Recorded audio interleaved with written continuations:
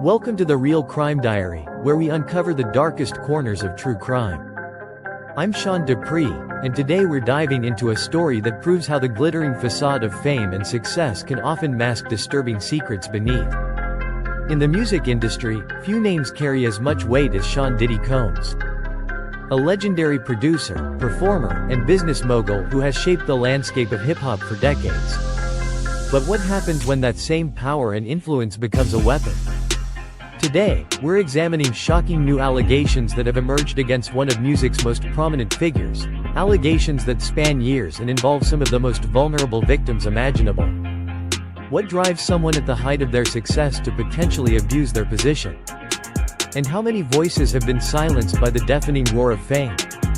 These are the questions we'll explore in today's episode of the Real Crime Diary. Sean "Diddy" Combs has been a towering figure in the music industry since the 1990s, transforming from a party promoter to one of the most influential producers and entrepreneurs in entertainment. Through Bad Boy Records, he launched the careers of numerous artists and amassed a fortune estimated at over $1 billion, making him one of hip-hop's greatest success stories. His influence extended far beyond music into fashion, television, and business ventures, creating an empire that seemed untouchable. But beneath this remarkable success story, troubling allegations have been brewing. The recent lawsuits filed in New York mark a dramatic turn in Combs' legacy, with accusations spanning nearly 2 decades. These latest allegations come at a particularly crucial time, following Combs' arrest last month on sweeping sex trafficking charges, to which he has pleaded not guilty. The timeline of events suggests a pattern of behavior that allegedly began in the early 2000s, during the height of his power in the industry, when his word could make or break careers. What's particularly striking about these cases is how they showcase the vulnerability of young aspiring artists in an industry where dreams can be both made and shattered by those in positions of authority. How many others might have similar stories that have gone untold? Let's delve into the first of these disturbing allegations. In 2005, a young boy's dreams of stardom led his parents to make what they thought would be a life-changing trip to New York City. The 10-year-old aspiring rapper from Los Angeles, accompanied by his parents, flew across the country with hopes of breaking into the music industry. They had done everything by the book, hiring a consultant to help navigate the complex world of entertainment. What happened next would haunt this young boy for years to come. According to the lawsuit, Combs specifically requested to meet with the child alone, a red flag that somehow went unnoticed in the excitement of meeting one of music's biggest power brokers. In that hotel room, the young boy, whose identity is protected under the pseudonym John Doe, performed several rap songs, showcasing his talent and dreams. The situation allegedly took a dark turn when Combs asked the boy how badly he wanted to be a star, dangling the promise of fame in front of a child who, like many his age, eagerly responded that he would do anything. It's a phrase that takes on a chilling significance in light of what allegedly followed. The lawsuit claims that someone present offered the child a soda, which made him feel unusual after consuming it. What makes this account particularly disturbing is what allegedly happened next. The lawsuit details how Combs reportedly told the boy to move closer, then suddenly pushed him down, allegedly saying something to the effect of, "You have to do some stuff you don't want to do sometimes." This moment, as described in the legal documents, marked the beginning of what would be described as a serious sexual assault against a minor. Think about it: how does a 10-year-old process such a betrayal of trust? How does a child reconcile their dreams of stardom with such a traumatic experience? These are questions that highlight the devastating impact when power is allegedly abused in such a profound way. But this wasn't an isolated incident. The same legal filing revealed another deeply troubling case, this time involving a 17-year-old contestant on the reality show, Making the Band. What should have been an exciting opportunity for a young aspiring artist turned into what the lawsuit describes as a nightmare of manipulation and abuse. The teen arrived at the audition full of hope, ready to showcase their talent. Instead, according to the lawsuit, they faced a series of increasingly inappropriate situations under the guise of testing how they would handle sexual pressure in the music industry. What makes this particularly disturbing is how the alleged abuse was framed as a necessary part of the audition process. Over 3 harrowing days, the situation allegedly escalated. The lawsuit details how Combs reportedly used his position of power to control and manipulate the contestant, emphasizing his ability to make or break their future in the music industry. During the second interview, the team was allegedly instructed to undress, with Combs claiming they needed to prove they could be a sex idol, supposedly a requirement for the band's image. But the abuse didn't stop there. The lawsuit describes how the situation deteriorated further, with Combs allegedly forcing the contestant to perform sexual acts. When the team was later presented with demands involving Combs' bodyguard and showed hesitation, they were eliminated from the competition. Adding insult to injury, the lawsuit states that Combs cited the contestants' untrustworthiness as the reason for their elimination, all because they refused to comply with these alleged demands. Think about the psychological impact of such an experience. A young person, pursuing their dreams, suddenly finds themselves in a situation where their talent becomes secondary to their willingness to submit to abuse. How many other aspiring artists might have faced similar situations, their dreams used as leverage for exploitation? In response to these serious allegations, Combs' legal team has come out swinging with a strong denial of all claims. Their defense strategy appears to focus on questioning the credibility of the plaintiff's legal representation rather than addressing the specific allegations themselves. They particularly targeted the attorney's public approach, suggesting that their frequent media appearances and use of a 1,800 number indicate a pursuit of publicity rather than justice. The defense team maintains unwavering confidence in both the facts of the case and the integrity of the judicial process. They've been emphatic in their statement that Combs has never engaged in sexual assault or trafficking of any kind, whether involving adults or minors. It's a blanket denial that sets the stage for what could be a lengthy legal battle. What's particularly noteworthy is how Combs' team is handling these civil suits while simultaneously dealing with recent criminal charges. In an interesting legal maneuver, his attorneys have requested that federal prosecutors disclose the identities of his accusers in the criminal case, suggesting a strategy to confront these allegations head-on. But these cases raise broader questions about power dynamics in the music industry. How many similar stories remain untold? What systems are in place to protect young artists pursuing their dreams? The entertainment industry has long grappled with issues of exploitation, but these allegations bring a renewed focus to the vulnerability of aspiring artists, particularly minors. The implications of these cases extend far beyond Combs himself. They challenge us to examine the structures that might enable such alleged behavior to occur. How do we ensure that the pursuit of stardom doesn't leave young talents vulnerable to exploitation?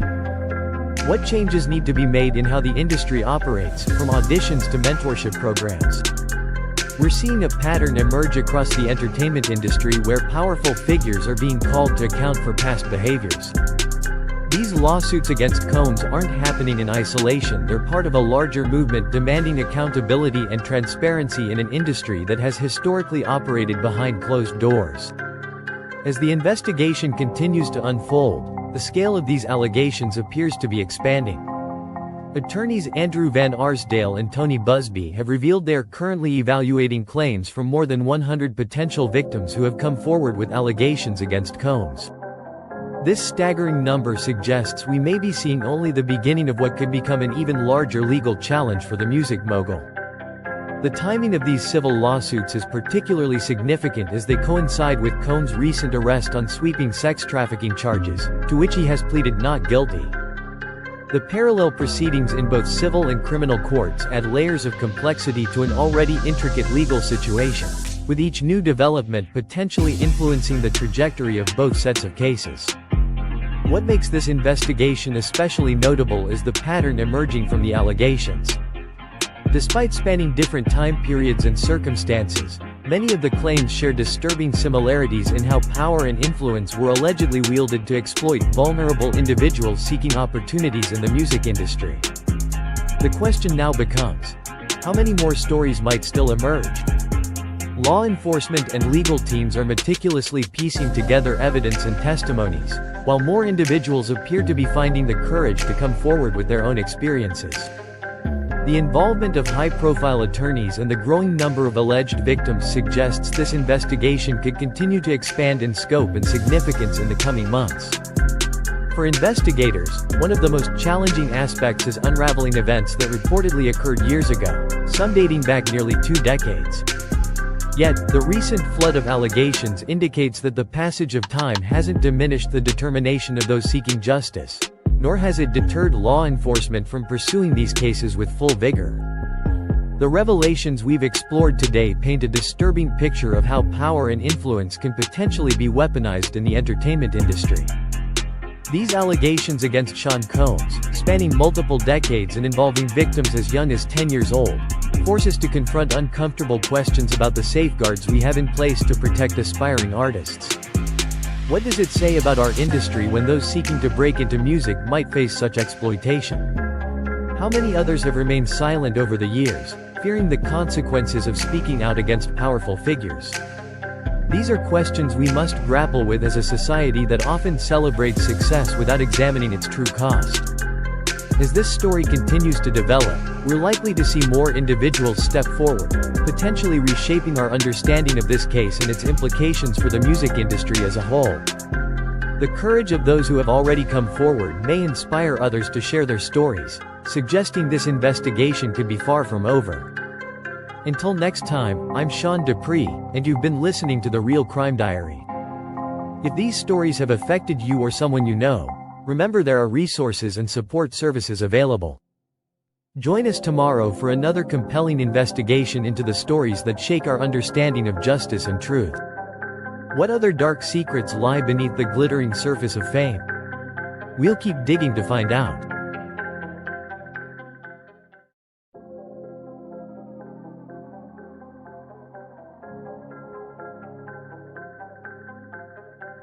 Hey listeners, welcome back to The Real Crime Diary. I'm your host, Sean Dupree. If you tuned in last time, we had a deep dive into the disturbing history of power abuse across different eras, looking at the connection between dominance, control, and how it plays out even today. We touched on scandals from the past and compared them with some modern-day examples, showing how these patterns of abuse, unfortunately, persist. One of the most insightful tools we've explored to understand this is my book, Power, Pleasure, and Pain, a study of abuse through time.